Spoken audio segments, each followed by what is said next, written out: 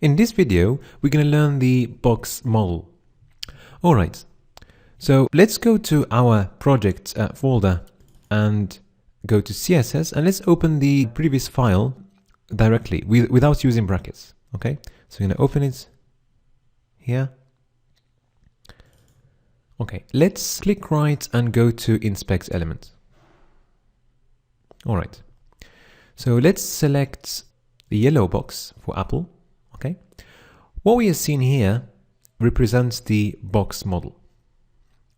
The blue part is showing the content of the div, and then following the content we've got a padding, which is defining the distance between the content and the border, and then we've got the border, which we cannot see on the page because we haven't set it. We haven't set any width for the border, and also following the border we've got a margin which separates the HTML element from elements around it.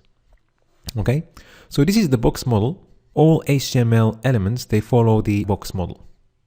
Okay, so this box model is for the Apple div.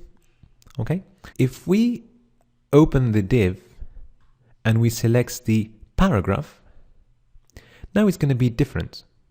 So the content is this from here to here, so you can see no padding, no border, but there is a margin, and we can see here that the margin is 16 pixels in terms of width. So the margin for paragraphs is set by default.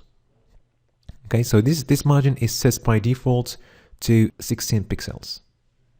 Okay, so this is it regarding the box model. In the next few videos, we're gonna learn how to set the different parts of the box model. We're gonna start with the padding, and then we're gonna go to the border, and also there is an element that is not part of the dimensions of the HTML element, which is called the outline, which is just outside the border.